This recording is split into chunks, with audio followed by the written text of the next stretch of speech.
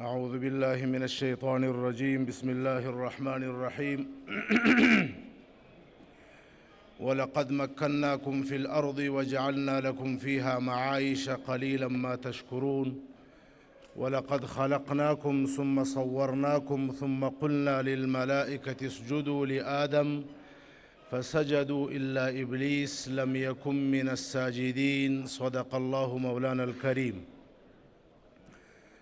د امام اعظم ابو حنیفه رحمه الله د ملی او بین المللی نندارتون شریکانو ته السلام علیکم ورحمت الله وبرکاته. دا چې غونډه د صنعت او تجارت په اړه ده، غواړم چې د شریعت د نگاه څخه دا موضوع په لنډو ټکو کې ستاسو سره خلاصه کم. الله جل شانه په انسانانو باندې خپل احسان بیانوي. ما تاسو ته په ځمکه کې تمکین او قدرت درکوي او تاسو ته مې په ځمکه کې د عیش اسباب برابر کړي دي. حضرات علماء کرام فرمایي چې د عیش او د زندگی بنیادی اسباب درې دي: صنعت، تجارت او زراعت. والله جل شانه ګیله کوي قلیلا ما تشکرون، ډېر لږ بندگان زما شکر گزار دي.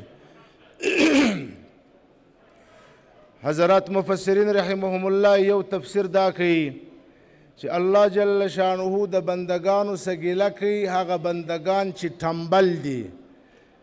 الله جل شانه ورته په ملک وطن کې صنعت، تجارت او زراعت اسباب برابر کړي دي، استفاده نه کوي او د بل و دروازې و در ته لاس نیولی دا ناشکره دي. او دوهمه تشریح دا کوي هغه څوک چې د خپلو صنعتکارانو او تجارانو او زراعتکارانو قدر نه کوي. صنعت او تجارت هغه عمل دی چې الله جل شانه پر دې امت باندې په ابتدا کې د تهجد لمونځ فرض کوي، و بیا الله جل شانه د دې امت څخه د تهجد لمونځ معاف کی فرضیت. د دې بنیادی سبب دا د تجارانو ستړیا او د مجاهدینو ستړیا وه. واخرون یضربون فی الارض یبتغون من فضل الله واخرون یقاتلون فی سبیل الله. بعضی خلق په تاسو کې تجارت کې ستړي دي او بعضی جهاد کې ستړي دي.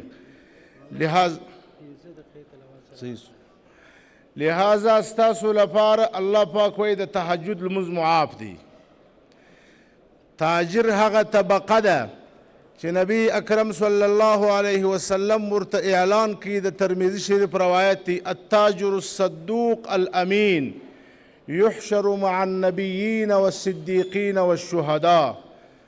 که په تاجر کې دوه صفته و: امانتدار و دوکباز نه و، صادق و درواغجن نه و. حشر به د انبیا او صدیقینو سره کیږي. تاجران هغه طبقه ده، صنعتکاران هغه طبقه ده. عبدالله ابن عباس رضی الله عنهما به په بازار کې اعلانونه کوله. په بازار کې به و خلکو ته ویل: اوصیکم بالتجار. ای د نبی علیه السلام امت تاسو ته زه وصیت کوم د تجارانو خیال وساتي، د صنعتکارانو خیال وساتي. ولی؟ فانهم برد الآفاق. دا د ټوله ملت دپاره یو څادر او پټو دی. که تاجر په خپل تجارت باندې و، صنعتکار په خپل صنعت باندې و، زراعتکار په خپل زراعت باندې و، ټول ملت به آرام وي. او دوهم و امناء الله فی الارض.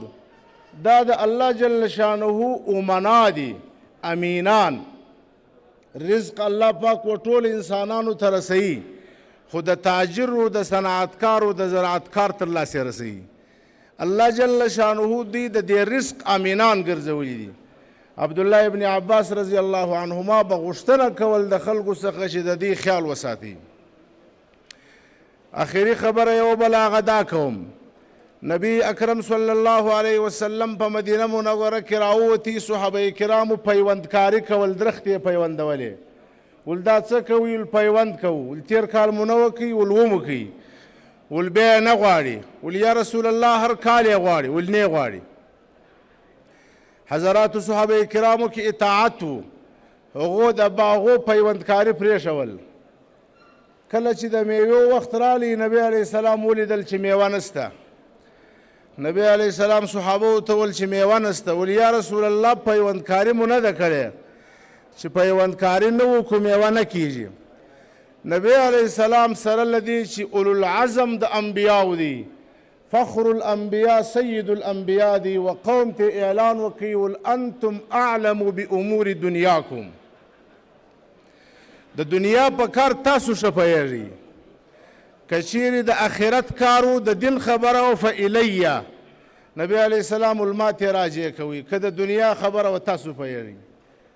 زموږ او ستاسو د ټولو د سر تاج الحاج اجملا صاحب دامت برکاتهم چې د اقتصاد مسؤول هم دی د دې ټوله ملت، د اجملا صاحب دامت برکاتهم څخه موږ د دې لارې درخواست لرو چې څومره موږ هغه خلک لرو چې هغه خلک تعلیم یافته طبقه ده، دنیوي علوم یې ولیدي، د انجینرۍ په میدان کې، د صنعت په میدان کې، د ډاکټرۍ په میدان کې، د زراعت په میدان کې، دا خلک دی و ملت ته راجلب سي. که زموږ سرمایې وي د باندې تللي وي هغه دې راوستل سي، او که د نورو ملکو یې هم دې راوستل سي، ځکه چې دا خلک د دې کار په ترقي باندې تر موږ او تاسو ښه ماهره دي او پوهېږي.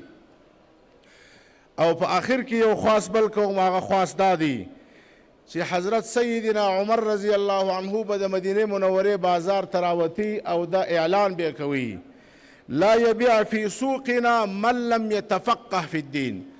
د مدینې منورې په بازار کې هغه څوک اجازه نه لري چې سودا وکړي، څوک چې د دین علم نه لري، څوک چې د کاروبار او د تجارت علم نه لري. ګورې وړونو تاجر هغه تاجر به د انبیاو سره حشر کیږي چې د تجارت په علومو خبر وي، تجارت او سود سره جلا کړي.